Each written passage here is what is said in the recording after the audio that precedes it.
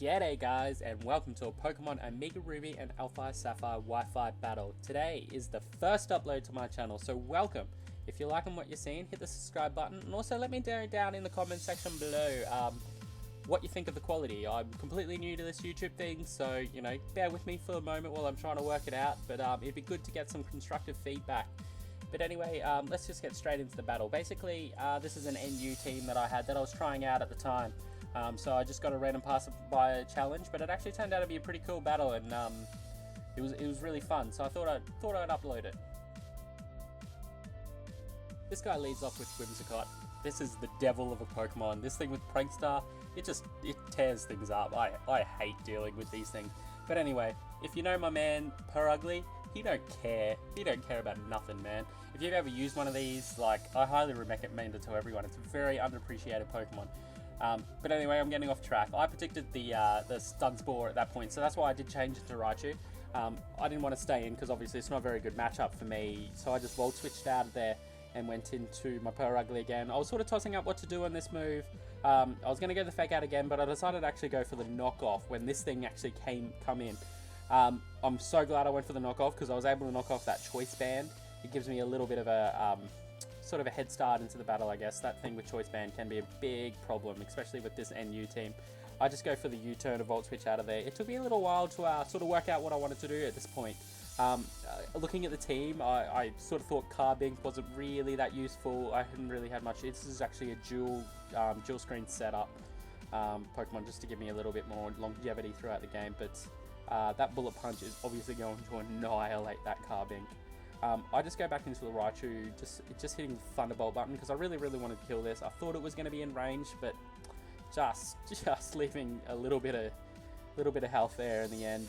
He obviously predicted the switch going for that Pursuit, which sort of costed him his Scizor in the long run. He goes back into his Whimsicott. I really had nothing to do, nothing I can do to this thing, so I just switched out straight into my Quilladin. If you've ever used Quilladin before, you know Quilladin don't give a shit about anything. This Pokemon is awesome. It's very versatile. It can do a lot of things.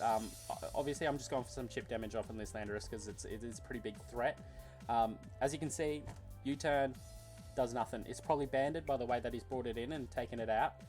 He brings in these Blaziken. Quilladin doesn't care, man. He's like, whatever. I'll take ya. But honestly, this is like the Chuck Norris of the NFE tier. It is awesome. He evolves into goes into the Mega Blaziken, sorry. I just hit the Protect button, just hoping to get some more HP back from that Leech Seed. But he goes for the high jump kick, which completely annihilates him. Sitting in here, I was predicting the Flare Blitz next, and Quilladin can take a Flare Blitz like there ain't no thing. So I just go for some more chip damage. But he does go for the high jump kick again, which I was pretty surprised about. Some more HP, I can just hit the Protect button again here, and then get that more Leech Seed back. So basically, this Quilladin's just taken down Mega Blaziken without even a problem. Didn't even, just lost a little bit over half of his health. From here, he will go into his Slurpuff. He's got enough overpowered thing on his team that this obviously was going to be a belly jump set. These things are pretty easy to deal with if you sort of play around them a little bit. They're very predictable. So I just set up the Leech Seed, just getting some HP back. The best option really here was to sack this Quilladin. I don't know about you guys, but I always watch them as they die. And it always sort of, it's really funny watching some of the Pokemon faint. They look so sad. Sorry, I just go straight into the Raichu. I hit that Thunderbolt button. Unfortunately, it's just not enough. But I was in a pretty good position here, because basically, I can bring out my man, Perugly again, go for the Fake Out, and hope that Leech Seed damage will be enough to take him out, which, thankfully, it was, so I was pretty stoked about that. It does get rid of another major threat. I'm sitting here pretty healthy at the moment. I've got more Pokemon. I think I've only got one dead at this stage. So I was in a pretty good position, but I was able to go for the knockoff and get that Chesto Berry off. He's obviously going to go for Will-O-Wisp, which sort of cripples this Perugly a lot, but I still decided to go for the return.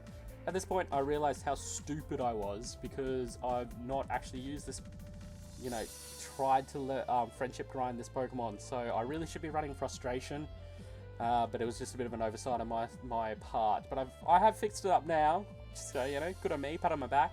I go into, oh man, I can never say this thing's name. I just call it the alien dude. Hoping that Psychic would be at least a 2-hit KO. He did go for the rest, so I've got at least 2 free Psychics to go for here.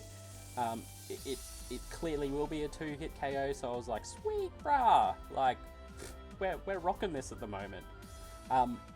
Basically, he goes into his Landorus. I was sort of pretty confident that I could take a U-turn at least, because it seems like that's all he's doing, which I was able to do, and I just go for the Psychic, hoping to get some pretty good damage off on whatever comes in next. He does bring in his Whimsicott, the devil, and it is enough to take him out, so thank God that thing's gone. Oh man, I don't know why people like the shiny form. It totally looks like a poo to me. It's just, it looks horrible. I don't get it. But anyway, I go back into Purugly. I'm basically using it as death fodder at this point. My plan here, this was his last Pokemon, so my plan here was to go into the Gramble to get the Intimidate off, and hopefully the Earthquake won't do too much to me, and I'll just be able to take it out with some Play Roughs. I did go for the Play Rough. I was so hoping I didn't miss that, but look at that! It's got to be 1 HP. Like, I was just kicking myself at that point. But the best thing to do really was from here is to go back into this alien dude, take the Earthquake, and then back into the Gramble to get the second Intimidate off, and then hope I do not miss this Play Rough. And that basically will take out the game if I don't miss. But, you know, spoiler alert, I did hit, so there you go. That was just a bit of a fun battle I decided to upload. But if you're liking what you're seeing, guys, as I said, you can subscribe. I promise it'll be pure awesome.